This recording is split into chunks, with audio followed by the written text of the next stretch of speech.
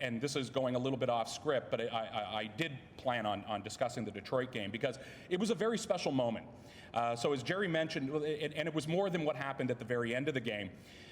Coming into the end of the second period, we were down 2-0. And with 1 minute left in the second period, Antoine Vermette, a good French-Canadian boy like myself, scored. And you could just feel the vibe in the building turn.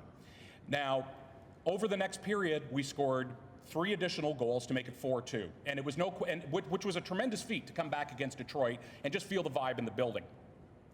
But then, as Jerry mentioned, with about 10 seconds left, the goaltender had been pulled by Detroit, and the puck was down in our end. And our goaltender, Mike Smith, had the puck. And with about 6 seconds left, he just flipped it really hard and in a straight as an arrow line.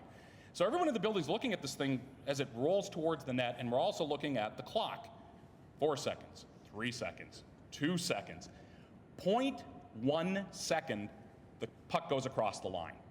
Now, the only way I can equate the celebration that happened afterward would have been the equivalent of, I think, a pitcher pitching a perfect game.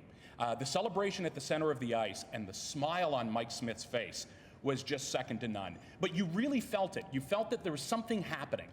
And yesterday, Barry Melrose, a former coach and a well-known analyst, actually wrote on his blog that something is happening in Phoenix. And he actually equated that if you're the San Jose Sharks or the LA Kings or the Vancouver Canucks, you don't want to meet this team in the first round of the playoffs. But even rarer still, yesterday morning in the Toronto Globe and Mail, the national newspaper in Canada, actually wrote a positive article about the Coyotes because of that event. That was probably more exciting and more rare than that goal.